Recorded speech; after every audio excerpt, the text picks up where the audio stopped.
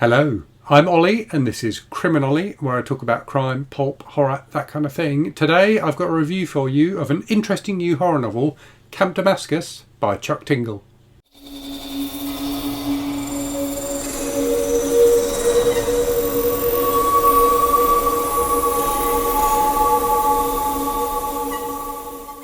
So this is a fairly new release from Titan Books. It came out in July of this year.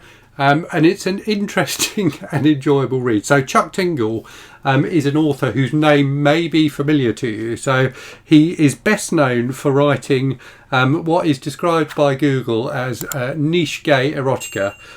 So he writes he writes gay erotica with like stories and I guess novellas with very funny titles, which is why I'm chuckling. So he, for example, has written a book called The Physical Manifestation of Wordle Pounds My Butt as a Slightly Frustrating but Ultimately Rewarding and Meditative Daily Routine.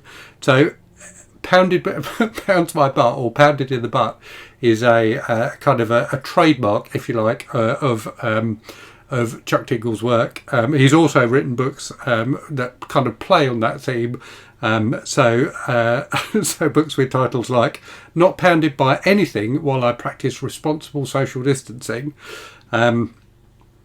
And I freed this handsome cargo ship from the Suez Canal, and now he's stuck in my butt. So anyway, I'm not going to read. I could make a whole video where I just read the title of Chuck Tingle books, but I'm not going to do that. I'm going to talk about Camp Damascus. So Camp Damascus is his first mainstream novel.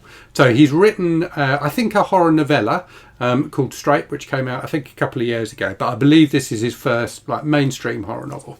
I was sent a review by Titan Books, a review copy rather by Titan Books, and I had a good time with it. It's not perfect. I do have. There's one particular criticism I've got of it, which I will talk about as I go through the review. But I did overall. I had a really good time with it. I think it's a fun, interesting horror novel with some interesting stuff to say as well. So it is about a young woman called Rose who lives in a Christian community in the States, in Montana, I think. And this, like, pretty much everyone in the town is part of this community, and Camp Damascus is a youth camp the community runs, that's like a gay conversion camp, and the most successful gay conversion camp in the world, apparently. So a place where parents send their gay children to be converted back to heterosexuality. So Rose is a young woman. She's 20, and she lives in this town.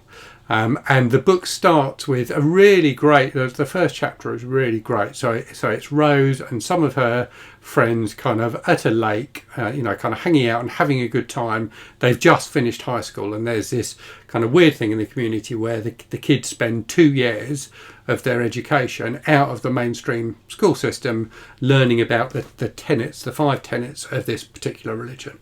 So she's therefore graduating high school at 20 rather than 18. So she's kind of hanging out with her friends at this lake. There's like kind of jumping off waterfalls and that kind of teenage stuff.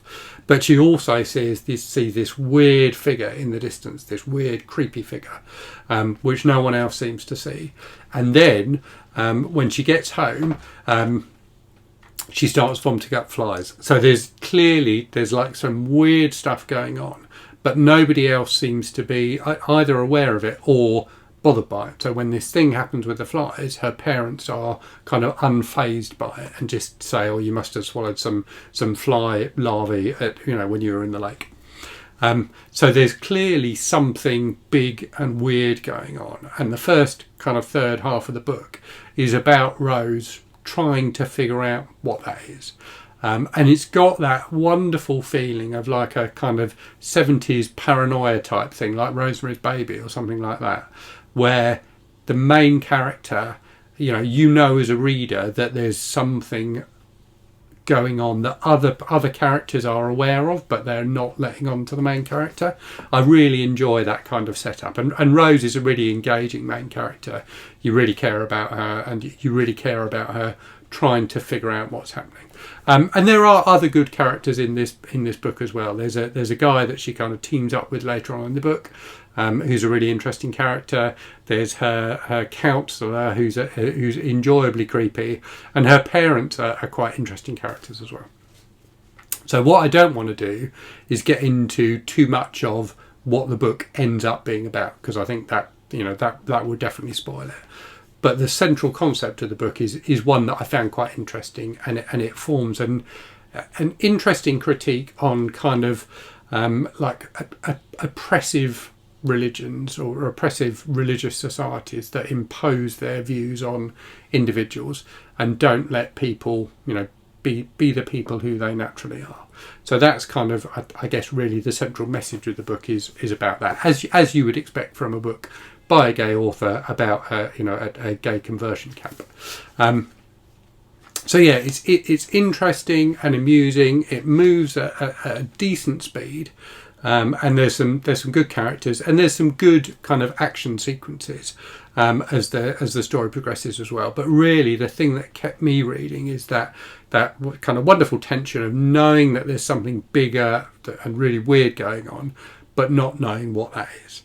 So let me get to the one thing then that I felt was a bit of a flaw in the book. So essentially, and I can't get into this too much because it'll spoil the book for you, but when you find out what's going on, it's something like really big. There's something really big going on. And the villains of the piece, the people who are using that big thing to do bad stuff, are using it for one very specific thing. And I just kept thinking to myself, there's so much more that they could do with this power that they've got. Why are they only choosing to do one thing with it? So that for me was the thing in this book that kept on nagging kind of at the back of my head as I was reading it, particularly in the second half, and pulled me out of it a bit. And that's not something that happens often with me in books. I'm usually very good at suspending my disbelief and just enjoying the ride. But for whatever reason in this book, it just didn't quite work for me because of that one thing. Now, that said, it's still a very enjoyable book. Rose, as I said, is a great central character. You really do grow to care about her, and you want her to, to figure out what's going on and to be able to make the life for herself that she wants. So it works, it works very well as, kind of Rose's story. And I really was rooting for her, and I enjoyed the ride as Chuck Tingle carried me through it. So if you like stories like that about someone who's, kind of slightly outside of society, battling against the odds, and there are big odds in this book, then it's, it's definitely worth picking up. I would definitely recommend it for most people. It's not too long a book either. It's only about 300 pages. So it's an enjoyable quick read. But yeah, the one caveat for me was just that one element that kind of pulled me out of it a little bit. And I think if Chuck Tingle had lent into the comedy side of things a bit more, that probably wouldn't have been a problem for me. But at times it is a reasonably serious book, and therefore I always had that thing nagging at the back of my head. Anyway, Camp Damascus, definitely worth checking out, regardless of my one criticism of it. So I hope you found that interesting. Do let me know if you've read Camp Damascus and what you thought of it. Let me know if you've read other books by Chuck Tingle and what you thought of those. And as always, thanks very much for watching. Hope you're safe and well out there. Hope you're reading good stuff. And I'll speak to you again very soon. Cheerio.